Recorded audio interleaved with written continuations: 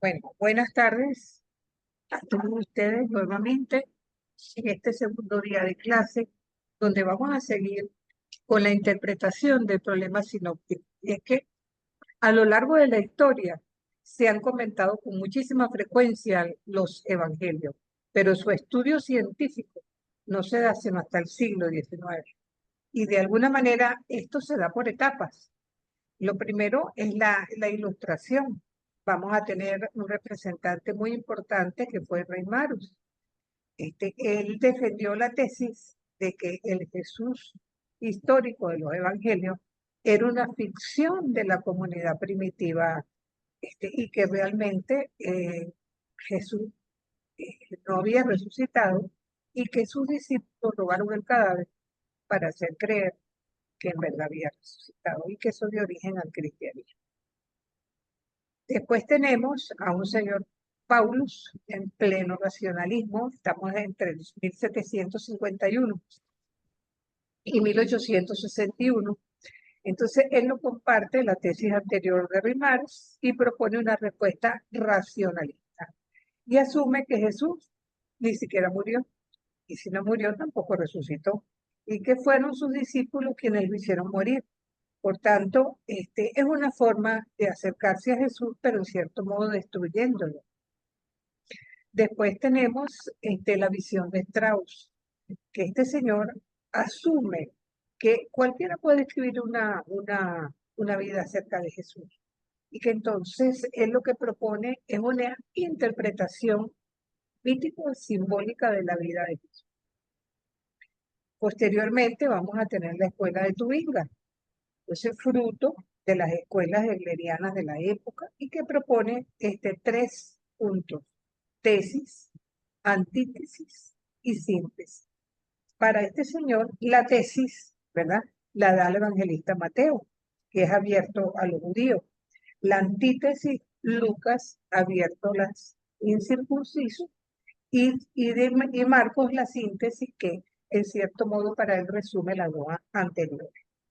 Entonces, esto va a plantear como una especie de dialéctica, vamos a decir así, que destruye lo bonito y lo específico de cada uno de los evangelistas y en cierto modo ubica a Jesús como un personaje histórico completamente desubicado. Después vamos a tener la escuela de las dos fuentes, que todavía sigue teniendo hoy por hoy, digamos, la mayor credibilidad. Entonces, esta corriente es bastante acertada y lo que dice que no se puede reducir el evangelio a elementos dialécticos y plantea un acercamiento a través de la barrera de la fe al Jesús histórico. Y dice que esta fuente es más cercana al Evangelio de Marcos, menos a Mateo y Lucas, pero que igualmente es evidente en los tres. Esto nos lleva a la escuela liberal, Harnack, que él da este, cierto peso a la teoría de las fuentes, ¿verdad? De las dos fuentes, pero le pone muy poco crédito a la teoría eh, que plantea que la narración viene de Marcos y valoriza más la fuente. Entonces, más bien su discurso es presentarnos a un Jesús, ¿verdad?, como un maestro de una moral en cierto modo racional, pero un poco vaga. Posteriormente vamos a tener la escuela escatológica con Loisy, que considera tanto a Marcos como a en igualdad de importancia, pero adopta una actitud diferente. Él asume que la esencia del cristianismo no es una moral, sino una esperanza. Y que entonces que lo que hay que considerar en el Jesús histórico es la plenitud definitiva del reino de Dios. Para este señor él plantea que, ¿Arriba está bien así? ¿O te tumbo? perdón, ¿alguien iba a decir algo? Adelante. Bueno, lo cierto es que Luisí disocia al Jesús histórico del Cristo de la fe y dice una frase bastante lapidaria que se ha hecho muy conocida en la iglesia, que Jesús anunció el reino, pero lo que llegó fue la iglesia. Entonces, evidentemente hubo reacciones católicas al respecto y fue extremadamente dura y negativa. Quizás las mayores reflexiones las encontramos fuera del ámbito católico. Tenemos al padre Lagrange, quien fue el primero en captar la importancia de estos métodos de estudio en los evangelios, pero fue atacado por la misma iglesia en su empeño de salvaguardar el valor histórico de los evangelios, considerando, ¿verdad?, a sus autores como testigos directos e indirectos de los hechos que narraban. Y se desconfía de la teoría de las dos fuentes, porque es a recaer todo el testimonio en Marcos que no fue apóstol.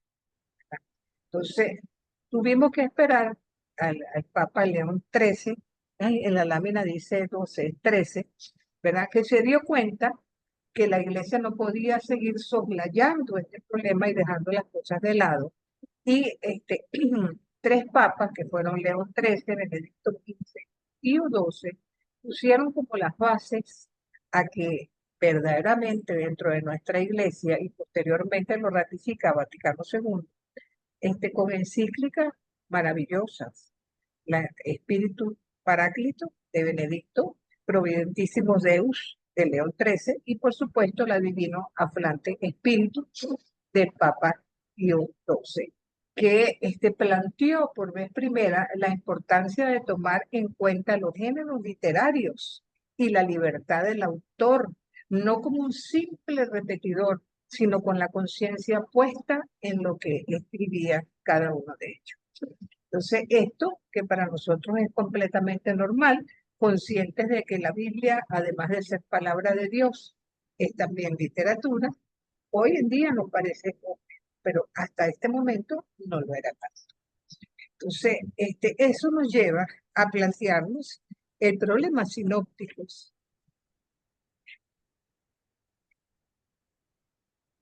Adelante, Francisco. Buenas tardes. No, le quería comentar, yo estuve leyendo la presentación que usted envió Ajá. y un poco con lo que el año pasado y algunas cosas que he estado leyendo, me parece que es normal que mucha gente, después de tanto tiempo, piense cosas diferentes a las que piensa uno. Me refiero al racionalismo, incluso los nuevos cambios que hay en intentar interpretar racionalmente muchas cosas que pasaron hace mucho tiempo y que tuvieron expresión muy tardía. De ahí la Sí, duda de mucha gente y la falta de, digamos, entre comillas, de pruebas, favorece la inquietud que no se corresponde con la que uno tiene. Yo personalmente creo que todo esto es un problema de fe, de creer, aparte de que para uno hay argumentos que son sólidos, esos mismos argumentos para otra gente no lo son. ¿Y de qué depende eso? Depende no de la racionalidad solamente, sino de la fe en creer en algo como lo que se está presentando. Pero también uno puede entender a gente que no tiene ese espíritu, que no tiene esa creencia, que pueda tener dudas, ¿no? Entonces, claro. bueno, no es fácil convencer a esa gente de otro pensamiento diferente, porque hay personas que no racionalizan el conocimiento o no son capaces de ver de la misma forma que ve uno las cosas y entiende que haya muchas diferencias de pensamiento entre todos nosotros, ¿no? Sobre todo en estos últimos tiempos, pues mucho más. Y como usted señala, que fue muy tardíamente que se expresó todo esto y que se aclaró mucho más de la evolución de estos evangelios. Claro, tienes toda la Un razón en lo que comentario que expresa, pero debemos recordar que el principio de todo esto fue empezar a negar que Jesús realmente hubiera existido. ¿Entiendes? Entonces, claro, ante esta disyuntiva quedó, entonces, bueno, si existió o no existió. ¿Verdad? Entonces, es allí cuando empezaron las diversas teorías. Y debemos estar conscientes que hoy por hoy nadie en su sano juicio va a negar la existencia histórica de Jesús de Nazaret. Podrán negar algún grupo que claro, no fue el Mesías, que fue un profeta, que no fue lo que esperaban, pero de que haya dejado de existir, eso no lo niega nadie. Pero en cierto modo, también eso claro, fue culpa de nuestra iglesia. ¿Por qué razón? Porque una vez que el cristianismo se hace religión oficial dentro del Imperio Romano, ubiquémonos con Constantino a partir del 315, ya se abandonó las catacumbas, se abandonó el anonimato y fuimos a las catedrales, ¿verdad? Y Jesús pasó a ser el Pantocrato, el Dios en el altar por encima de todo, que es así, eso es una realidad. Pero con los dogmas cristológicos, quedó olvidada en el sentir de la gente el hecho de que Jesús, además de ser Dios, fue hombre realmente. Entonces, todo este empeño es tratar de recuperar ese Jesús histórico, porque ciertamente quedó desdibujado pues, a lo largo de los siglos, y con esto lo que se buscaba más que todo era recuperarlo, sin dejar de lado que nosotros creemos por la fe, como tú bien dices, que Jesús fue 100% hombre y 100% Dios. Pero durante muchos siglos nos quedamos con el 100% Dios, olvidando el otro 50%. Y eso fue una Claro. realidad. Adelante, Pablo. Sí, profe, bueno, yo quería complementar un poco también lo que está diciendo Francisco y lo que estaba comentando usted, que es un poco lo que estamos viendo tanto Francisco como yo nuevo, que es la inclusión de la parte de la antropología, pues en el estudio eh, de la teología, ¿ok? Y hago mención a eso porque me parece, o sea, ahorita en vacaciones tuve la oportunidad de leer un escrito eh, acerca de cuántas personas habían sido crucificadas, cuántas personas habían sido clavadas, cuántas personas se tenía, o sea, desde Flavio Josefo hasta la edad medieval e incluso un poco más acá. Y entonces es cuando se ha podido comprobar, no solo por el sudario de Turín, sino que hay otro sudario que está en Oviedo, y entonces han logrado comprobar, ¿ok?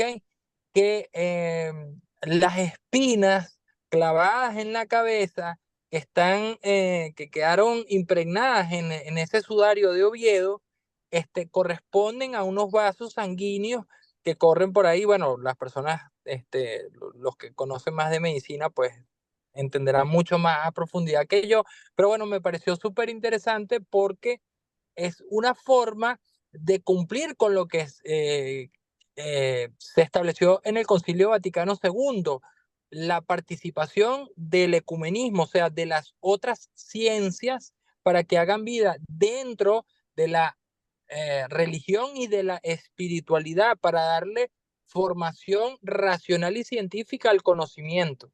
Entonces, esa parte me pareció fantástica.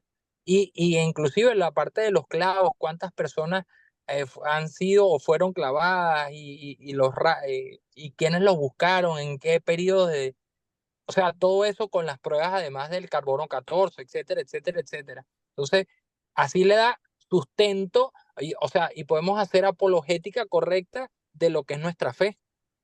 Claro. Sí, y no olvidemos que el castigo de los romanos para los no romanos era precisamente la cruz. Eso era una costumbre de la época, ciertamente. Bueno, sigamos un poco con esto del problema sinóptico. Entonces, algunos términos que se utilizan en la exégesis. El primero de ellos es la expresión triple tradición, que son todos aquellos textos que aparecen en los tres evangelios sinópticos.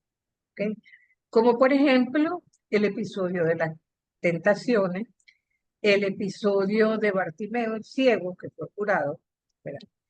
Hay otros textos que son de doble tradición, que solamente aparecen en dos evangelios, pueden ser la bienaventuranza, y hay otros textos de tradición simple que o nada más aparecen en un solo evangelio, como puede ser la semilla que crece sola en Marcos, el juicio final en Mateo, o el buen samaritano en Lucas. Y otra palabra que aparece con frecuencia es la de duplicados, que son aquellos textos que aparecen en más de una vez, como por ejemplo puede ser la multiplicación de los panes, que vamos a encontrar, por ejemplo, en Marcos 6 y nuevamente en Marcos 8 encontramos una segunda multiplicación de panes. Entonces, esto llevó a varias conclusiones. Y en primer término, las concordancias. ¿Qué tienen en común Marcos, Mateo y Lucas? Al parecer, tienen en común 330 versículos. De un total, Marcos tiene 661 versículos, Mateo 1068 y Lucas 1150. Pero fíjense, de todos ellos, estos 330 son comunes a los tres evangelios. Entonces, ¿qué quiere decir esto? ¿Verdad? Que vamos a encontrar en la triple tradición que pareciera haber un elemento común entre ellos y que es precisamente el denominador común de Marcos, que tumba las corrientes de aquellos que afirmaban que no había sido el primer escrito. Ahora, si vemos las concordancias en la tradición doble, vemos que entre Marcos y Mateo hay 178 versículos en común. Entre Marcos y Lucas, 100 versículos en común, pero entre Mateo y Lucas hay 230 versículos comunes. Esto quiere decir que aparte de los 330 que también están en Marcos, hay más entre Mateo y Lucas, ¿verdad? Lo cual habla de un origen diferente de Marcos, de dónde lo tomó Mateo, de dónde lo tomó Lucas, y no aparece en Marcos. Entonces, de dónde viene es precisamente de la fuente, ¿verdad? Entonces, aun cuando cada uno de ellos tiene elementos propios, ¿verdad? Al parecer, Marcos nos ofrece una tradición que es desconocida para Mateo y Lucas y al mismo tiempo una que es conocida de cara a Mateo, tiene tradiciones propias también, como los relatos de la infancia, que también tiene Lucas, aun cuando son diferentes, ¿verdad? Más 8 parábolas, distintos dichos del Señor. Y entonces esto hace pensar en que si bien hay una serie de elementos comunes, también hay una serie de discordancias. Y tendríamos que decir que lo común en cada uno de ellos, y lo veíamos la semana pasada, que poniéndolos en columna guardan un mismo esquema. Algunos tienen una introducción, como es el caso de Mateo y Lucas, con los relatos de la infancia. Después viene el ministerio en Galilea, la subida a Jerusalén, ministerio en Jerusalén, muerte y resurrección de nuestro Señor. Entonces, ¿qué es lo que uno va descubriendo en la medida que va leyendo estos textos? Hay pequeñas observaciones que están en el mismo lugar en los tres textos. Si ustedes, por ejemplo, buscan el texto de Lucas 5, 24, cuando se cura el paralítico, ¿verdad? Entonces se da esta frase: el Hijo del Hombre tiene poder para perdonar los pecados. Eso está exactamente en ese relato de la misma forma en los tres. Hay concordancias completas, como la que encontramos en Lucas 3 a partir del versículo 7, cuando Jesús les habla a los herodianos: raza de víbora. ¿Cómo creen ustedes que se van a escapar del juicio inminente? No van a escaparse de ninguna manera. También vamos a encontrar citas, ¿verdad?, que no corresponden ni al texto hebreo ni a la versión de los 70, de dónde salieron, ¿verdad? Entonces, muchas semejanzas en los dichos del Señor, y que evidentemente lo encontramos en la parte narrativa. Entonces, entre las discordancias, por ejemplo, ¿se acuerdan de aquel texto de Mateo 22, 1 al 4, que es la invitación de un rey para las bodas de su hijo? Y manda a unos siervos, asesinan a los siervos, asesinan al hijo del rey también. Eso está presente también en Lucas, doble tradición. Pero ahí no se trata de un rey, sino de un hombre que invita a una cena y los invitados no asisten.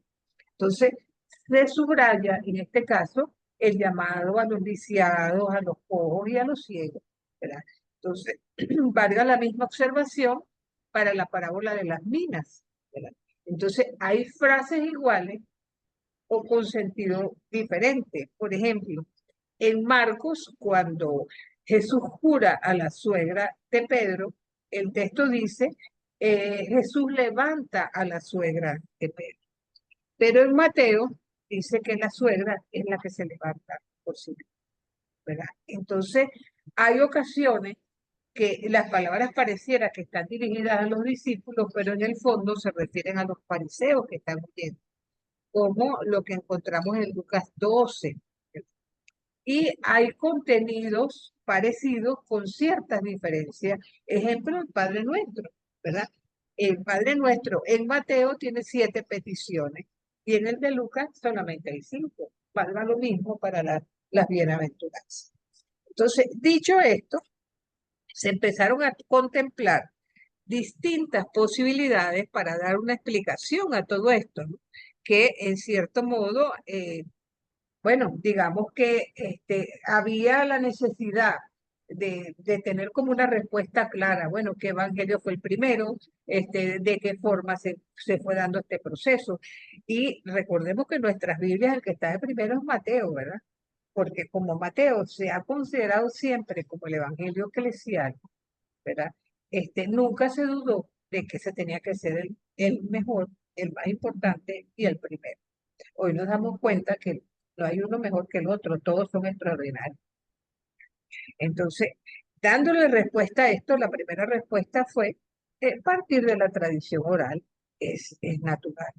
Estamos conscientes que hay una tradición oral de la que fluye un único evangelio a partir de los hechos y dichos de Jesús, ¿verdad? Pero ha habido, ¿verdad? A partir de esa catequesis, esa tradición oral, una serie de elementos comunes en cada uno de los evangelios. Pero al mismo tiempo, al ser escritos por personas diferentes, es evidente que cada uno de ellos en su redacción y dependiendo de la comunidad a la cual dirige su mensaje, que sea, vamos a decir, más concreto en algunos aspectos que los otros. Esta teoría siempre ha sido tomada como un elemento fuerte en la definición de las tradiciones. Y ojo, no solamente en el Nuevo Testamento, también en el Antiguo, con la salvedad que en el Antiguo estamos hablando de una tradición oral mucho más larga en el tiempo. Adelante, ¿iba a decir alguien algo? Francisco, creo. Sí, no, un poco lo que usted está diciendo, Ajá, que quizás como se hablan en épocas diferentes, no es lo mismo la época en que se desarrolló los evangelios a la actual, por ejemplo, que ha ido cambiando, ¿no? Quizás más que, le pregunto, más que las palabras en sí, quizás lo que nos interese más es el fondo de lo que quieren decir, sí, el eso es mensaje así. más que la palabra. Y es que recordemos que hoy en las traducciones de los textos bíblicos vemos esa particularidad. Hay personas, traductores, que conociendo las lenguas bíblicas, algunos manejan mejor el idioma que otros. Y por eso vamos a ver algunas traducciones mejores que otras. Y ahí también se ve lo particular, porque la composición de quien traduce la vamos a encontrar también en las Biblias actuales. Entonces, también, conjuntamente con la tradición oral, surge también una teoría que se le dio el nombre de fuentes documentarias. Hay un personaje, Griesbach, que es su máximo propulsor, y él dice que los evangelios aparecieron en el siguiente orden. Primero Mateo, luego Lucas, y tanto Mateo como Lucas dieron aporte a Marcos. Entonces, eso lo explican porque Marcos tiene elementos que son comunes a ellos. Pero ¿cómo explicar que si Marcos es posterior, ¿verdad? Deje de lado elementos que para Mateo y Lucas son tan fundamentales, ¿entiendes? Entonces eso no explica la labor de Marcos al prescindir de tanto. Adelante, Katy.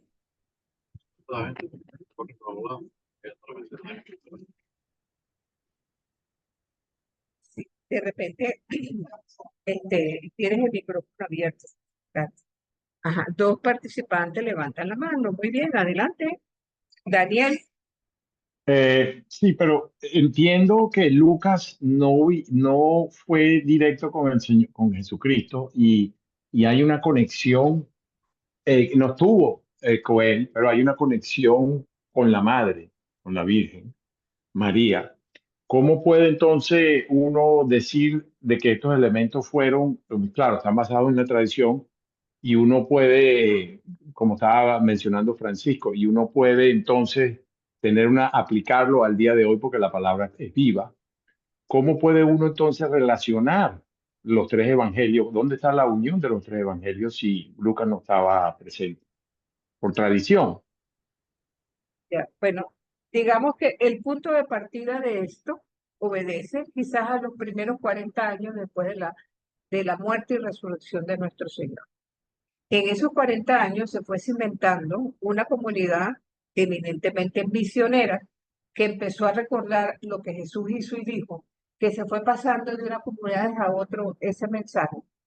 Cuando posteriormente empiezan a recopilarse algunas parábolas, algunos milagros, algunos dichos de Jesús. Fíjense que les decía la semana pasada que la comunidad primitiva fue capaz de memorizar los 249 dichos pronunciados por Jesús. Y entonces esto permitió, vamos a decir, una matriz de documentos pequeños, bueno, voy a decirlo así, pequeños pergaminos, pequeños papelitos que fueron alimentando esa tradición oral hasta que posteriormente se puso por escrito, 30, 40 años después, porque debemos recordar que los evangelios ven la luz, vamos a decir, 70 años después del nacimiento de Jesús. Entonces, donde evidentemente, si no hubiera sido por esa rica tradición oral, y los evangelistas no hubieran podido poner por escrito todo eso. La semana pasada leíamos el prólogo de Lucas, donde él decía, yo he tratado de investigar acerca de la vida de Jesús, yo he tratado de recopilar información por aquí y por allá, y esto es lo que les ofrezco, pase a lo que yo investigué.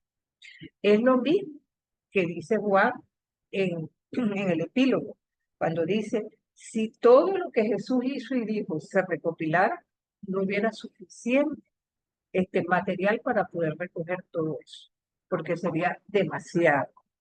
Entonces, un poco, ¿cómo se llama? Las cosas van por allí, porque se cree que Lucas, al igual que Marcos, que no fueron discípulos directos de Jesús, pertenecen a los cristianos de la segunda generación, pero que escucharon a quienes fueron de la primera y fueron capaces de tomar parte de ese mensaje y ponerlo por escrito según la comunidad a la que ellos querían develar ese mensaje. No sé si eso aclara un poquito más las cosas para esta incertidumbre que tenemos entre manos. Sí, sí. Adelante, Pablo.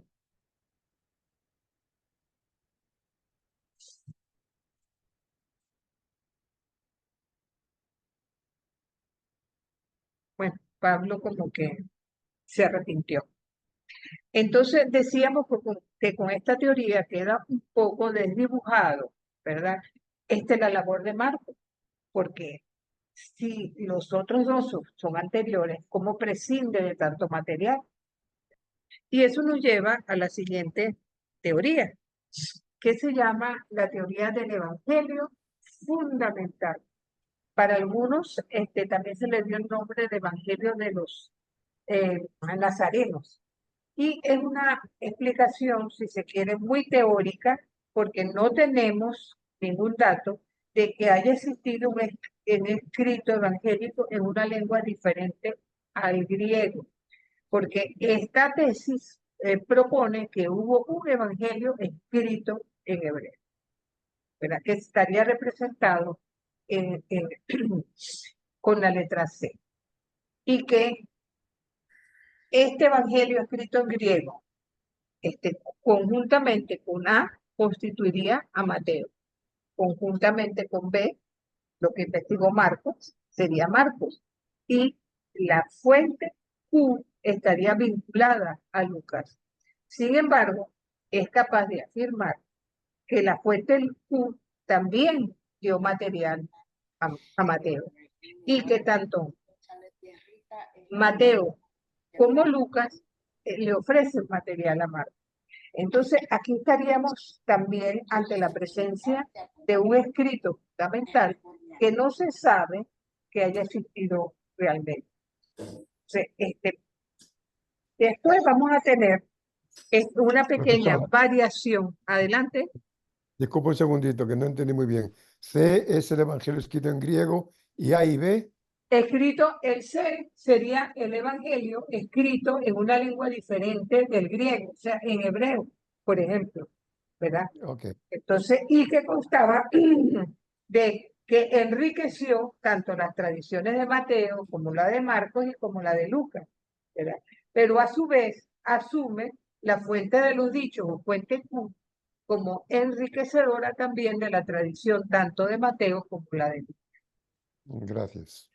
Entonces, hay una variante también de esta visión, que es la que les voy a ofrecer ahorita. El Evangelio de los 12 apóstoles, ¿verdad? Trata de explicar que hubo como dos fuentes para los evangelios. Una corriente helenista, representada por la H, con sede en la Antioquía, y una corriente paulina, con sede en Éfeso, representada por la letra E. Entonces dice que la corriente helenista dio material a Mateo y a Marcos, pero la paulina dio material a Marcos y a Lucas. Y a su vez, la fuente Q ofrece materiales a Lucas y a Mateo. Entonces, esto lo vamos a entender mejor cuando veamos qué es lo que dice la teoría de las dos fuentes, que es la más respetada hoy por hoy. Discúlpenme para pasar a la siguiente lámina. Entonces, la teoría de las dos fuentes es la que ahorita, a menos que salga otra teoría que tupe esto, esta es lo que más se piensa que fue el origen de los evangelios. Tenemos el testimonio de Papías, que lo confirma, quien habló de ciertos dichos del Señor, más otros elementos que provenían precisamente de Marcos. ¿Qué es lo que propone esta teoría? Que el primer evangelista es Marcos. Sabemos que los descubrimientos de Qumran dan la razón a esta postura. El evangelio, trozos del evangelio de Marcos se encontraron en Qumran, lo que hace pensar que el evangelio se escribió antes del año 70 y que en algún cristiano, huyendo de la guerra judía, llevó ese material donde los esenios, donde quedó preservado. Porque los evangelios de Mateo y de Lucas se escriben 15 y 20 años después, o sea que son muy posteriores al evangelio de Marcos. Y entonces, de alguna manera, sí estamos conscientes que Mateo y Lucas utilizan con muchísima libertad los dichos de Jesús. Utilizan con mucha libertad la fuente de los dichos, pero también de alguna manera toman de Marcos. Recordemos los 330 versículos que son comunes a los tres evangelios. Y otra razón para decir que Marcos es el primero, porque Marcos es como el más arcaico, el más simple. Fíjense que Marcos arranca de una vez desde el bautismo. Mateo y Lucas se van al nacimiento de Jesús. Juan todavía más allá se va a la persistencia del Verbo. Entonces, cuando hablamos de triple tradición, cuando Mateo y Lucas coinciden con Marcos, también coinciden entre sí, lo cual quiere decir que hay un elemento común entre los tres. ¿Cuál es ese elemento común? Marcos. En la tradición doble, cuando Mateo y Lucas coinciden entre sí, ahí no tiene nada que buscar Marcos, no hay Marcos por ninguna parte, ¿verdad? Entonces, podríamos entonces decir, ¿verdad?, que la tradición doble tiene un antes y un después. Un antes que es tomado de Marcos, un después que es tomado de la fuente. Cuando se trata de duplicado, en el caso, por ejemplo, de Mateo y Lucas, ¿verdad?, han incorporado dos fuentes. una venida de Marcos y otra venida de la fuente. Entonces, se supone, se cree que esta fuente fue escrita presuntamente en árabe, pero llega en griego. Llega en griego, pero no hay un escrito que podríamos decir que entre el material que ellos tomaron como fuente para sus escritos, la fuente Q estaba completamente escrita. No es así. Ese material original tampoco lo tenemos en nuestras manos. Sin embargo, estamos conscientes que se trata de los 249 dichos de Jesús, ¿verdad? Entonces, Lucas ha como de alguna manera incorporado a su evangelio, ¿verdad? Un orden, ¿verdad? Que no tiene forma semítica. Mateo sí, porque el auditorio de Mateo es de judíos convertidos al cristianismo. De allí que utiliza 5 grandes discursos a manera de la Torá. Entonces, no parece que la narración de la pasión, perdón, tenga ninguna relación con la fuente Q, sino más bien con la fuente narrativa, por lo tanto dice relación con Marcos, ¿verdad? Entonces, ¿y cuáles son las características principales de la fuente Q? Que van a encontrar ustedes a Jesús hablando como un rabino en los evangelios. A ustedes se les dijo, pero yo les digo. Entonces, la descripción de la teoría de las dos fuentes es la forma más sencilla para resolver el problema sinóptico y la más cómoda para explicarlo, siempre que tengamos claro que Marcos fue el primero. Entonces, vamos a tratar de ver las escuelas de análisis histórico del Nuevo Testamento, pero antes quisiera hacer un pequeño resumen con usted. El punto de partida de todos los evangelios sinópticos es Jesús de Nazaret. Jesús de Nazaret, cuya vida vamos a ubicarla entre los años 0 y 30, por cuestiones pedagógicas en este momento, ya veremos algo de esto la semana entrante, vino a predicar el reino de Dios.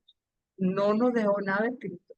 Un reino de Dios en que la vida del pueblo fuera lo primero.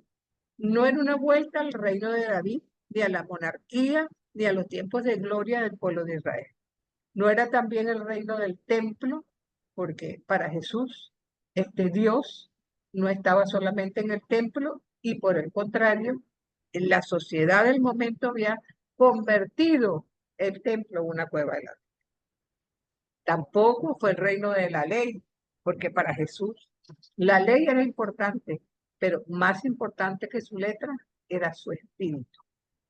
Una vez que Jesús muere, y recordemos que los discípulos se dieron a la fuga en el momento de la chiquita, y que solamente la madre de Jesús y las mujeres estuvieron al pie de la cruz y en todo momento estuvieron allí.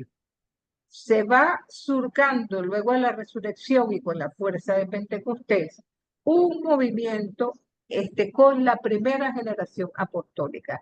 ¿Quién fue la primera generación apostólica? Todos aquellos que conocieron a Jesús, que tuvieron la oportunidad de compartir con él. Muchos de ellos fueron sus discípulos, tuvieron la oportunidad de decir, yo comí con él. Yo recuerdo cuando nos relató esta parábola, yo estaba presente cuando hizo tal o cual milagro, ¿verdad? Una primera comunidad que no tenía conciencia de pertenecer a una nueva religión, sino muy contrario, tenía conciencia de que el Mesías esperado había llegado finalmente. Entonces, es una etapa que se caracteriza, como decíamos anteriormente, por ser un movimiento del espíritu, un movimiento eminentemente misionero, que se vivió en comunidades caseras. Recordemos que los primeros cristianos seguían asistiendo al templo y a la sinagoga, pero celebraban en casa, ¿verdad?, la cena del Señor. Es una etapa de tradiciones orales con 2 grandes centros, Jerusalén y Galilea. En Jerusalén empiezan a correr, ¿verdad?, las tradiciones de la tumba vacía. Y tuvo 2 grandes bloques, el de los hebreos, que eran aquellos venidos al cristianismo desde el judaísmo, ¿verdad? Y que vivían en Palestina, en Judea, y los helenistas, como Esteban, ¿verdad? Que eran judíos que vivían en la diáspora, probablemente en el norte de África, venían a Jerusalén para la fiesta, pero no estaban tan apegados a la ley porque no tenían allí la tutela de la sociedad hierocrática que mandaba en este país. Donde nosotros tomamos evidencia de esto que estoy diciendo en los Hechos de los Apóstoles, los primeros 5 capítulos, en el capítulo 20 del Evangelio de Juan y en Lucas 24, cuando se habla de la resurrección y de los discípulos de Maús que se van de Jerusalén hacia Maús. El otro foco va a ser Galilea. ¿Por qué Galilea? Porque recordemos que cuando Jesús se parece a María Magdalena y a las mujeres, les dice, dile a los muchachos que allá en Galilea yo los reencuentro nuevamente. Esto es un dato interesante porque recordemos que las apariciones de Jesús se dan en Galilea, a los lados del lago y donde precisamente los discípulos se habían ido nuevamente a Galilea, tristes por la muerte de Jesús, ¿verdad? Y ellos empiezan en Galilea un nuevo camino. Esto es lo que se conoce como la Galilea teológica. Jesús se aparece a los discípulos, ¿verdad? Y les dice, caramba, ustedes la primera vez no me le hicieron muy bien. Fíjense que me dejaron hasta abandonado cuando estaban presos, pero ahora me están viendo resucitado, ¿verdad? Ahora tienen que recomenzar nuevamente este camino. Hagan su Galilea nuevamente, su Galilea teológica y vayan a hacer lo que yo hice, tienen ustedes que repetir. Entonces, eso vamos a encontrarlo en los epílogos de los evangelios, vamos a encontrarlo en Marcos, vamos a encontrarlo en Mateo y lo vamos a encontrar en el capítulo 21 del Evangelio de Juan. En esta etapa, que no tenemos más que el Evangelio de Marcos, ¿verdad? También de esta etapa es la fuente Q, que está representada en el dibujo como F. ¿Okay? Vamos a tener también en esta etapa las cartas protopaulinas. Protopaulinas, porque de las 14 cartas atribuidas a Pablo, solamente 7 salieron de su propia letra. Las otras 7 son de una escuela paulina, discípulos de Pablo, con el pensamiento paulino, pero no fue el propio.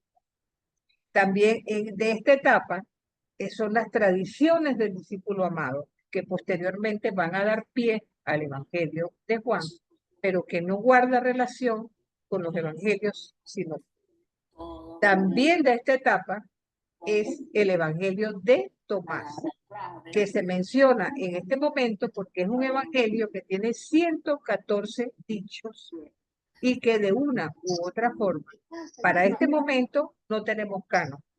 Y eso está presente en la...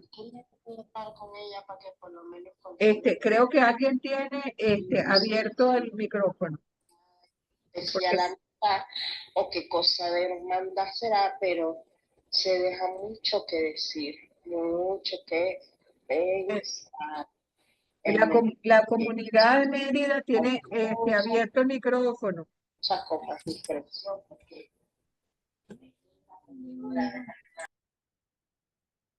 Ajá. Bueno, entonces, además de esto, ¿verdad? Es bueno señalar 3 personajes que jugaron un papel importantísimo en esta etapa.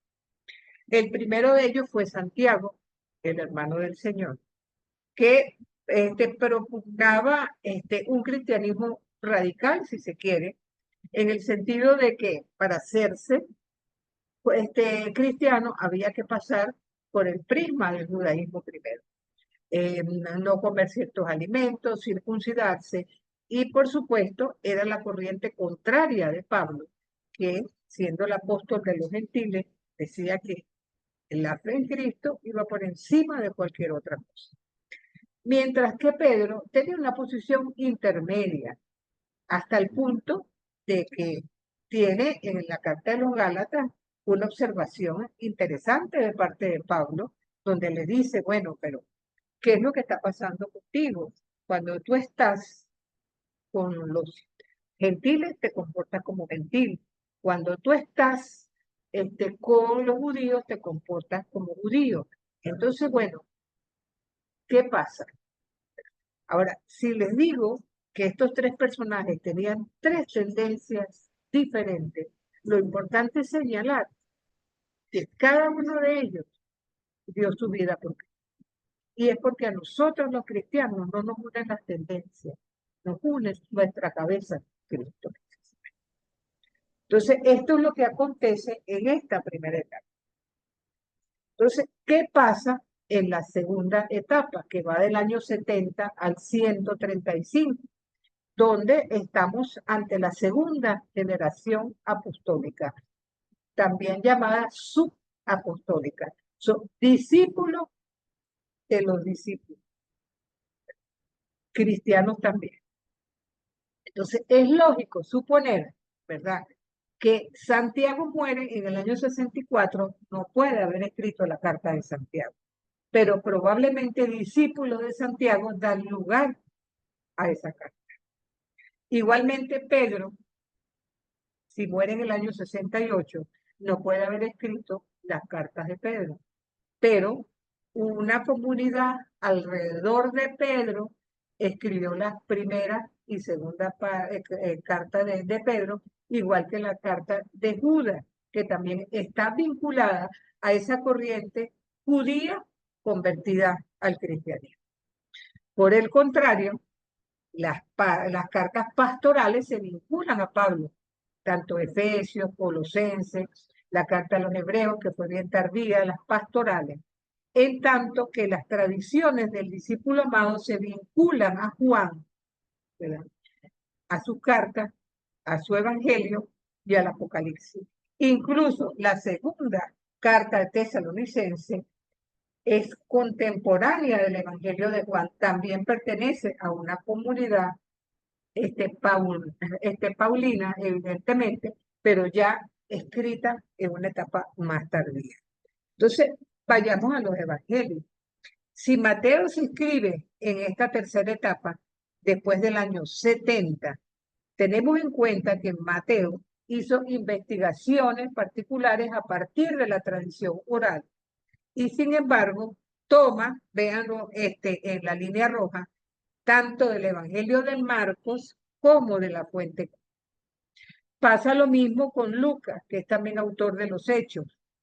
Hace investigaciones personales, ¿verdad?, pero además toma de Marcos y toma de la fuente Q.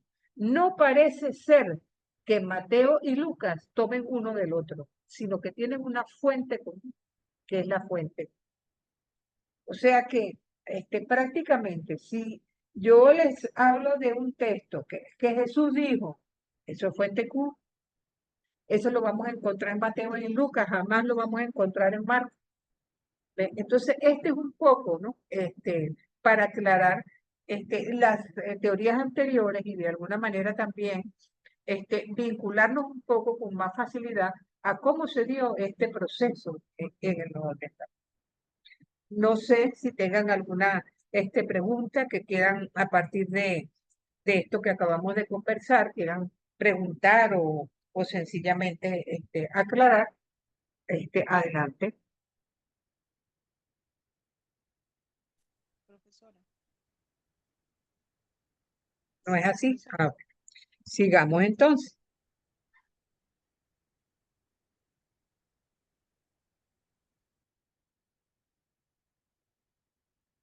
Ajá. Entonces aquí surge a partir de todas estas corrientes, de todas estas teorías, las escuelas del análisis histórico críticas del Nuevo Testamento. Ahí los tengo como ST, porque también se suele llamar al Nuevo Testamento Segundo Testamento. El origen de esto tiene que ver con un personaje dentro de la teología protestante llamado Hans Bunker. En el ramo católico, Smith, Dibelius también es protestante. ¿Por qué razón? Porque Bunker se dio cuenta, estudiando los salmos, que él decía, pero bueno, ¿cómo es que dicen que los salmos los escribió David? Eso no puede ser, porque hay salmos que parecen individuales, otros parecen colectivos. Hay salmos que parecieran alabanzas a Dios, mientras que otros parecieran alabanzas al rey. Hay unos que son acción de gracia, otros que parecen una elegía ante el dolor que muestran las palabras que expresan. Eso no puede haber sido escrito por una sola persona, ni en el mismo momento histórico, sino tiene que haber sido una recopilación de las oraciones del pueblo, tradición oral nuevamente, hasta que finalmente las pone por escrito un redactor final. Fíjense que tanto es así. Recuerden que en esa época no teníamos computadora. Entonces, el Salmo 14 y el Salmo 53 es el mismo. Y es que cuando el redactor final recopila todo ese material, no se dio cuenta que estaba repetido. Tan simple. Se pensaba que Moisés era el autor del Pentateuco. Y entonces dicen, no, va a ser probablemente criado en la corte egipcia, era probable que supiera escribir, pero tanto como para escribir 5 textos, que en el fondo de cada uno de esos textos está la figura de Moisés, otra cosa. Pero cuando nosotros en Deuteronomio 34 leemos que cómo fue su entierro, el de Moisés, nos damos cuenta enseguida que eso le escribió una tercera persona, porque uno puede decir cómo quiere que sea su entierro, pero cómo fue, como una cosa ya consumada. También se pensaba que Salomón, con su sama de sabia, era el autor de los proverbios del Cantar de los Cantares, pues sabemos que cada uno de esos textos fue escrito a lo largo, ¿verdad? Sobre todo los proverbios de cientos de años, y específicamente el Cantar de los Cantares es posible, ya hace rato que estaba muerto y enterrado Salomón. Pero hasta que no se meten, ¿verdad?, a fondo a tratar de estudiar todo esto, no caen en la cuenta, ¿verdad?, de que realmente esto fue un proceso que no fue nada fácil, ¿verdad?, tratar de recopilar toda esta información. Entonces, el análisis histórico crítico examina como varios métodos. El primero de ellos es la crítica textual, que nos enseña que cada texto tiene que ir acompañado de su crítica.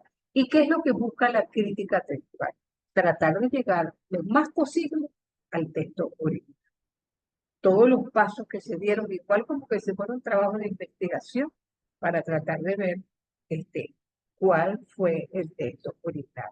Esto es interesante porque debemos recordar que ninguna obra de la antigüedad, incluida la Biblia, existe un original. Fíjense que Homero vivió en 1800 antes de Cristo y las obras más antiguas de la Ilíada y la Odisea es creo que del año 1600. Platón, algunas obras de Platón que vivió hacia el 400 antes de Cristo, las obras más antiguas son de 800 de nuestra era. Sin embargo, de la Biblia, los testimonios más antiguos son del siglo XX. Sobre todo los descubrimientos de Qumran llegaron a avalar cada una de estas premisas, inclusive el hecho de que el Antiguo Testamento apareció, excepción del libro de Esther, apareció en Qumran. Y hubo textos como el de Habacuc o de Isaías que aparecieron. Entonces, esto de alguna manera va avalando, ¿verdad?, que lo que nosotros tenemos en nuestras Biblias y que firmemente decimos que es palabra de Dios, además de eso, son documentos confiables. Tenemos después la crítica literaria, porque si todo texto es literatura, ¿cómo está expresado? ¿Cómo termina? ¿Cómo comparar un texto con otro? Hay textos cercanos, hay textos que son paralelos. ¿Cuáles son las variantes, las similitudes que hay entre ellos? Generalmente es con finalidad catequética. Les pongo un ejemplo. Cuando nosotros vemos en Marcos 2 la curación del hombre de la mano paralizada, ese es un texto que está en los tres sinópticos, está en Marcos, está en Mateo y en Lucas. Pero Lucas es el único que expresa que era la mano derecha. Si tomamos en cuenta que la mayor parte de las personas son diestras, con eso es lo que está diciendo que era la mano del trabajo, y que prácticamente el milagro de Jesús lo pone apto para poder integrar la comunidad y poderse ganar el pan. Son pequeños detalles, pero que la crítica literaria de alguna manera va señalando de tal forma que nosotros podamos entonces ir identificando si de alguna manera hay una alusión a algún texto, incluso hasta del Antiguo Testamento. Por ejemplo, cuando vemos en Lucas 4, que Jesús está en la sinagoga de Nazaret, toma el libro del profeta Isaías y dice, esto se está cumpliendo en este momento. Los ciegos ven, los sordos oyen. Entonces, si nosotros buscamos el texto de Isaías 61, textualmente no dice lo mismo. Pero ¿qué es lo que hace Lucas? Hace una relectura de aquel texto, ¿verdad? Y de alguna manera lo vincula a la persona de Jesús, justo en el momento que está comenzando su vida pública y nos está hablando de lo que viene a ser el reino de Dios. El reino de Dios como servicio, como perdón, como paz, como amor. Entonces, eso lo hace la crítica literaria, ¿verdad? Que también nos llega a considerar, bueno, la historia de la forma. Entonces, eso viene de alguna manera, esas pequeñas unidades que se van dando en cada uno de los textos y que inicialmente eran tradición oral, cómo están ubicadas en las comunidades. La historia de la forma tiene mucho que ver con los géneros literarios, precisamente. Podemos nosotros leer de la misma forma las cartas de Pablo que los textos del Levítico, leer la pasión de Jesús, o sencillamente la literatura sapiencial que nos habla de un mundo de vida, ¿no? Porque cada uno de ellos, siendo palabra de Dios, tiene un género determinado que debemos tomar en cuenta al momento de expresar nuestro sentido, nuestra interpretación o la metodología que vamos a utilizar para estudiar un determinado tema. Tenemos también la historia de la tradición, ¿verdad? Que cuando se constituye un género literario, podríamos decir, se va cimentando lo que es la historia de la tradición, porque para llegar a un texto escrito tenemos que remontarnos a la experiencia oral de las comunidades. Y esa experiencia oral es en el Nuevo Testamento bastante corta, quizás unos 40 años, ¿verdad? Entonces permite, ¿verdad?, que la comunidad post-pascual sea capaz de reencontrarse con la comunidad pre-pascual. En el fondo, eso es lo que me está diciendo. Finalmente tenemos la historia de la redacción, ¿verdad? Entre la tradición oral y la escrita, tenemos una serie de autores. ¿De qué manera ellos proclaman el querigma de Jesús? ¿De qué manera expresan su sentir? ¿Verdad? ¿Qué ha puesto cada uno de ellos para expresar la perícopa de una determinada forma? ¿Cuáles son los elementos comunes? ¿De qué forma se juntan las parábolas o los milagros? Yo les decía la semana pasada que Jesús no se sentó una tarde y dijo, bueno, vamos a hablar de parábolas hoy. Y entonces empezó a enumerar una parábola tras otra. Como esa es tradición oral y se va recuperando de a poco, aun cuando nosotros las encontramos en nuestros textos evangélicos, agrupadas en un determinado capítulo, eso es porque el autor, cuando las redacta, trata de presentarlas en forma pedagógica y didáctica para que sean de alguna manera fáciles de comprender, sobre todo tomando en cuenta que son tomadas de la vida, ¿no? Entonces, hay que pensar que los redactores evangélicos no son meros compiladores de tradiciones, sino que ponen de sí, aun cuando quizás el marco topográfico y cronológico, ellos no se preocupan mucho de dar fecha. Tampoco lo hace Juan. Si Juan más bien es al día siguiente, al otro día, más bien encontramos a un Juan que hoy Jesús está en Jerusalén y parece que mañana está en Judea. ¿En qué momento llegó? Pero no importa cómo lo ubica, pero es así. Entonces, lo que es cierto es que todos los evangelios presentan la pasión como una unidad, ¿verdad? Con características únicas, si se quiere. Entonces, los evangelios surgidos de las comunidades a la luz de la Pascua, ¿verdad?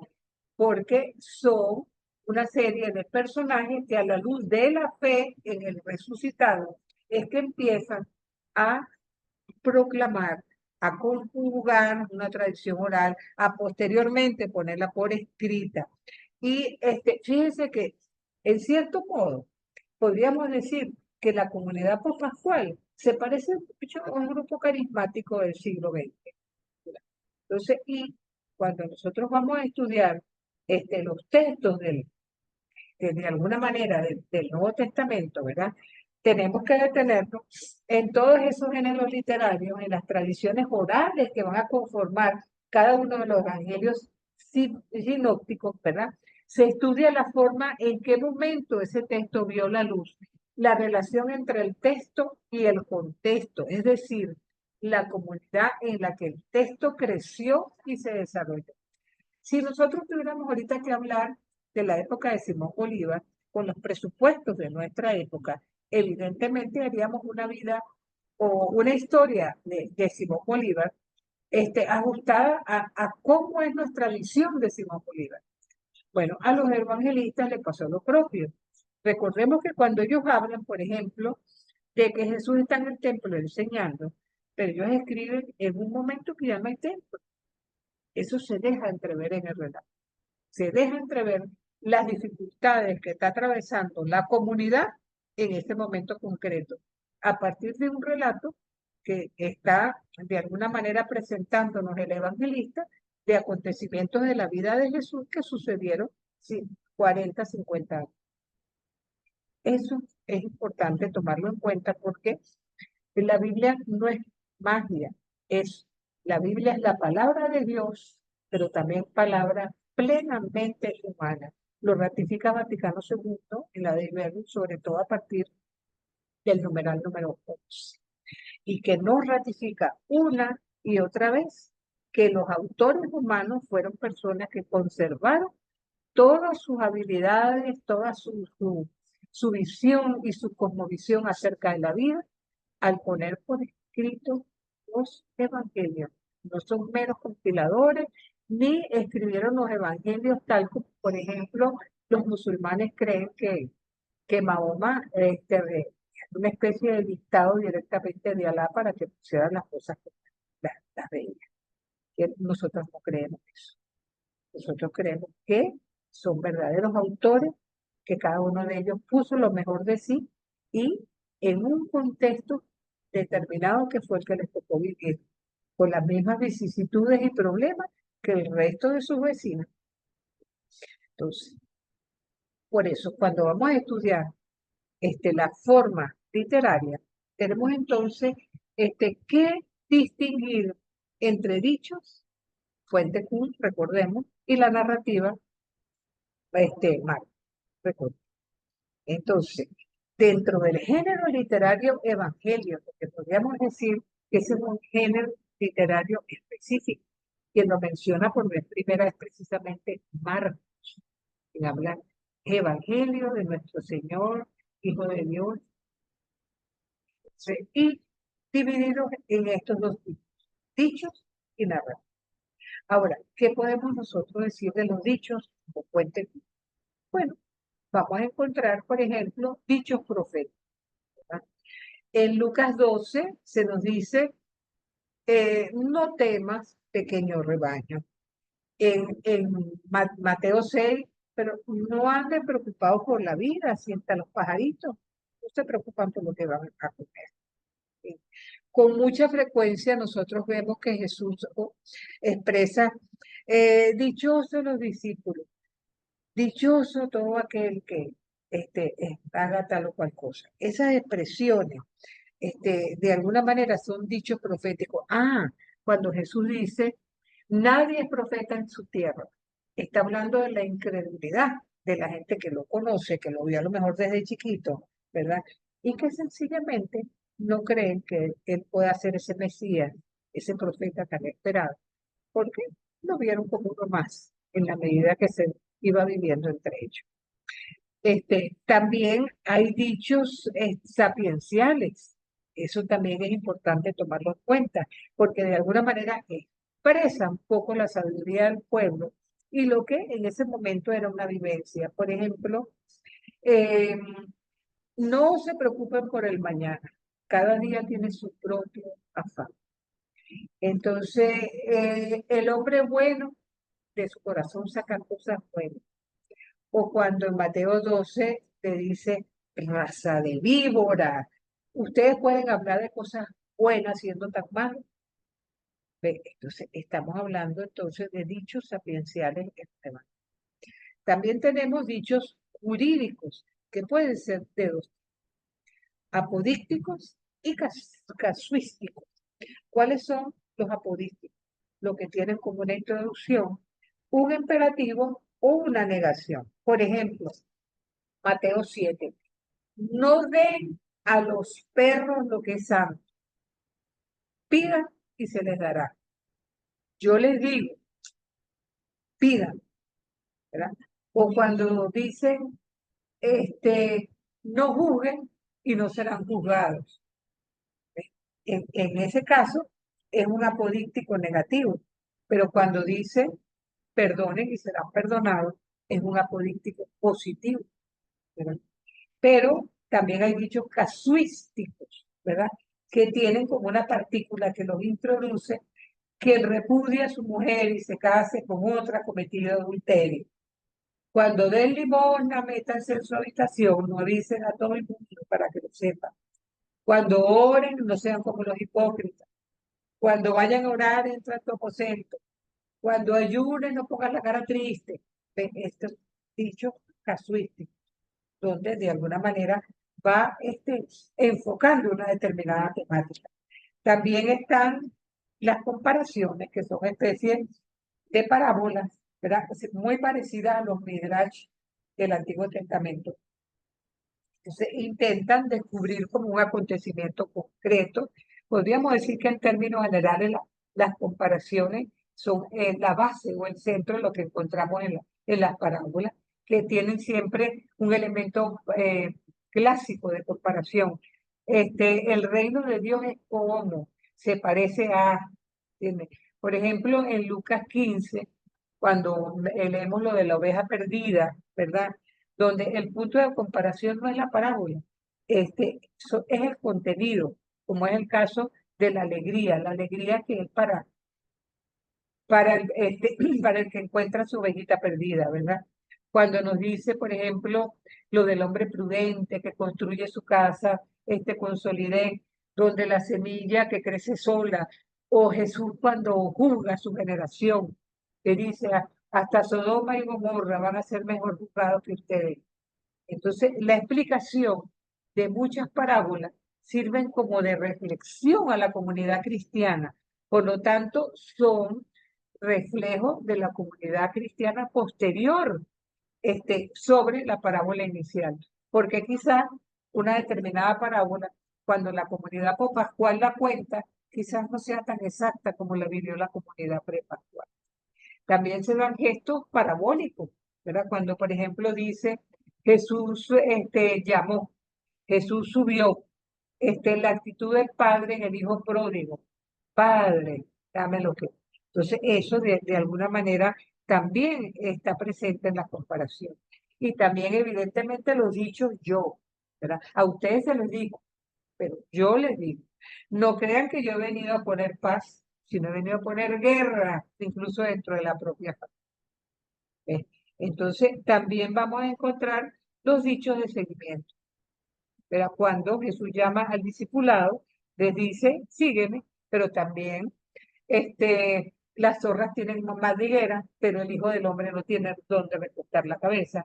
Señor, déjame enterrar a mi padre, o deja que me despida de los míos. Y Jesús dice, quien se devuelve no tiene por qué estar conmigo. Tenemos el texto del joven rico, pues, que no fue capaz de dejar lo que tenía. Entonces, todos estos textos, de alguna manera, forman parte de la fuente. Pero en Marcos encontramos otro tipo de mensaje.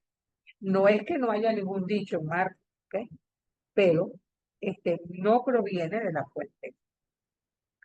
Por ejemplo, en la parte narrativa vamos a encontrar paradigmas. Las espigas arrancadas en sábado. Todo lo que tiene que ver con las curaciones en sábado. Esos son paradigmas. O sea, Jesús una y otra vez empieza a decir a sus congéneros, ¿qué es más importante? ¿El hombre tiene que estar para el sábado o el sábado tiene que estar para el hombre? Entonces, dentro de los paradigmas, también vamos a encontrar la historia de las vocaciones.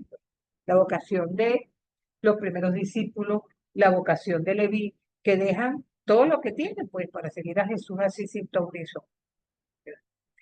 También tenemos los diálogos que terminan en disputa, como por ejemplo el tributo al César. Hay que dar al César lo que es del César. O por ejemplo, ¿recuerdan aquel texto donde los fariseos le preguntan a Jesús, ¿lo que tú estás haciendo es de Dios o es del diablo? Jesús utilizaba mucho la retórica y casi siempre hacía una repregunta. Si le contestaba, él a su vez contestaba la pregunta que le hicieron. Y nos decía, ¿y ustedes qué dicen de Juan Bautista? ¿Su camino era de Dios o era del diablo? Entonces, ellos se quedan pensando, si decimos que era de Dios, nos van a decir que porque entonces no le creímos.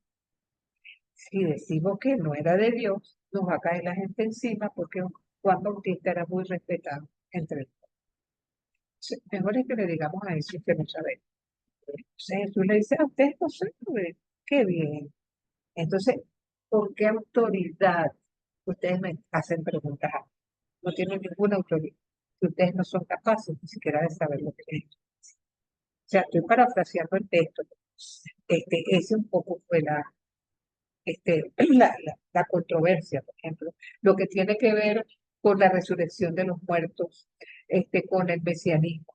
Todos esos fueron diálogos con los grupos antagónicos con Jesús que terminaron en conflicto. También están las historias de milagros, tan presentes y tan abundantes en los evangelios. Generalmente tiene cierta característica la presencia de mucha gente.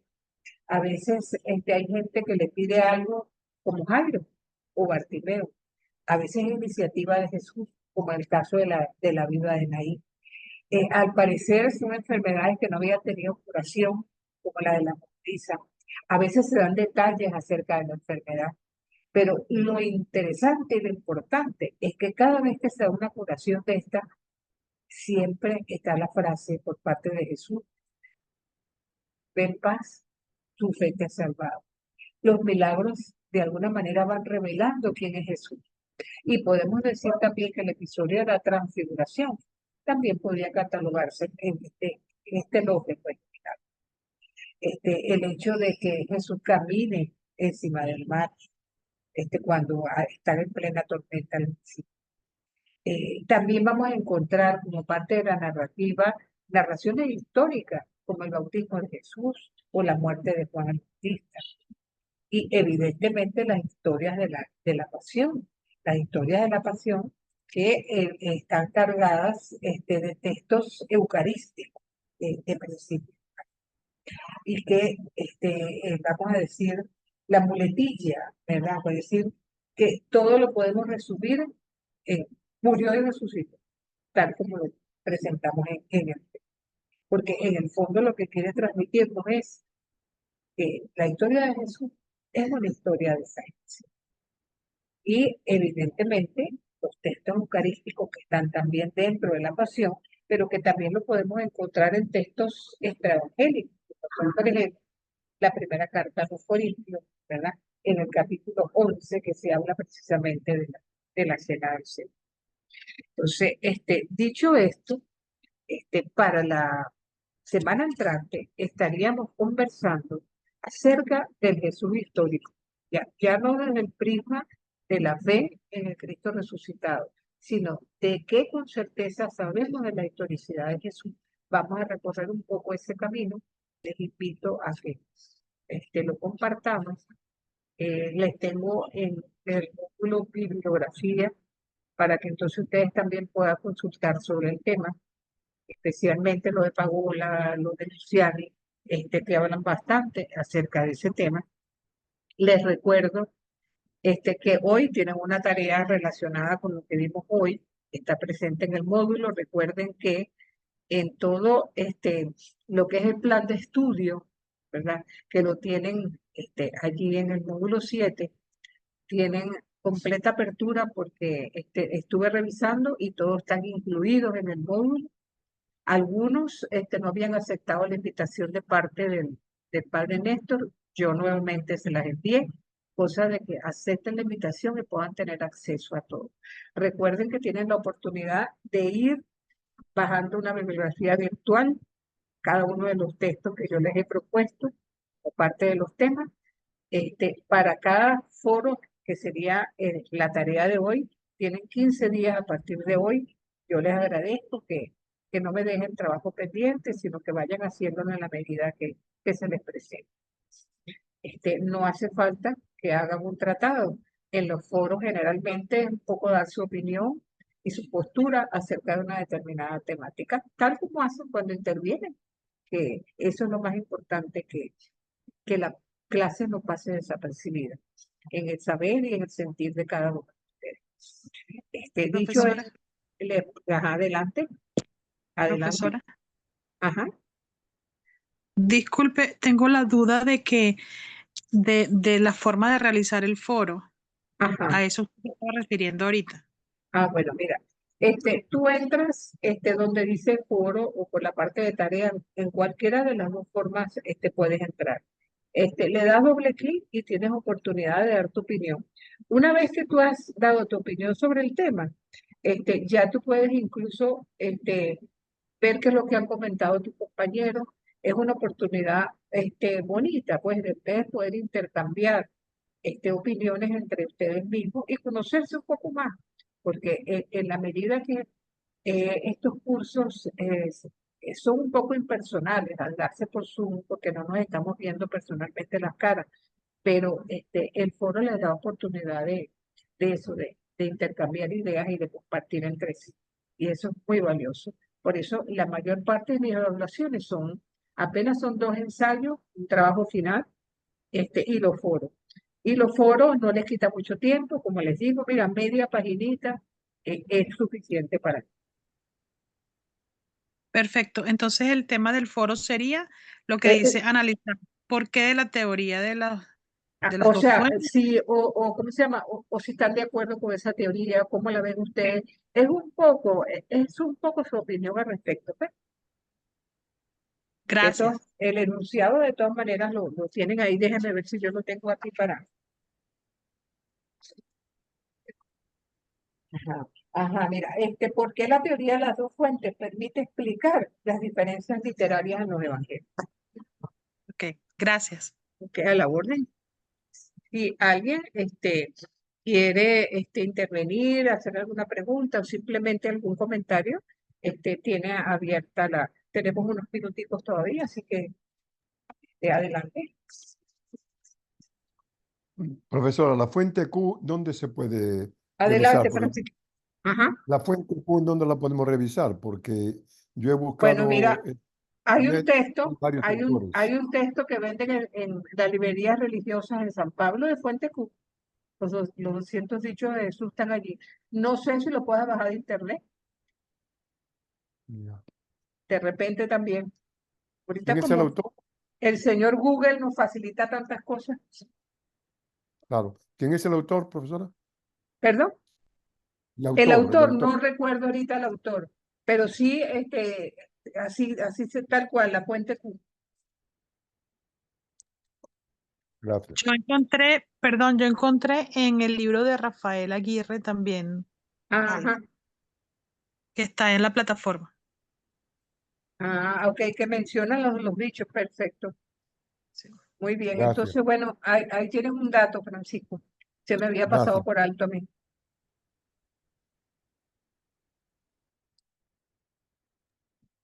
Profe Rosa Elena, buenas tardes. ¿Cómo estás, Rosa? Bien, gracias a Dios. Le pido disculpas porque estoy de viaje y se me cae la plataforma, el Ah, internet, ok. pero ya le escuché la tarea y una última parte y voy a volver a escuchar la clase. ¿Me puede repetir el nombre del libro, por favor? Puente Q. Ah, no, el que está en la plataforma, el de Puente Q. Aguirre. El de Aguirre, que es Evangelios Sinópticos y Hechos de los Apóstoles. El de Aguirre. Ok, ok, Sí. profe, gracias. Recuerda aceptar la invitación, Rosa. Tú eres una de las que no ha aceptado la invitación al curso. Profe, sí, la voy a aceptar es que no quería aceptarla por el teléfono, porque Ya, tengo 1000 actos, lo traen mañana a donde ya. estoy. Sí, Estoy de porque si no viaje la y me van a aceptas, traer el acto.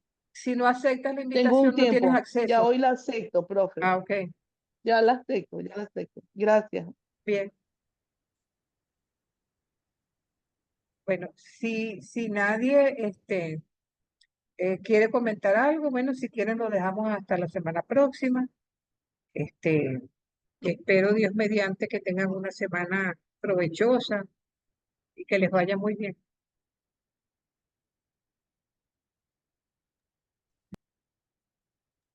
Gracias. A la orden. Paro la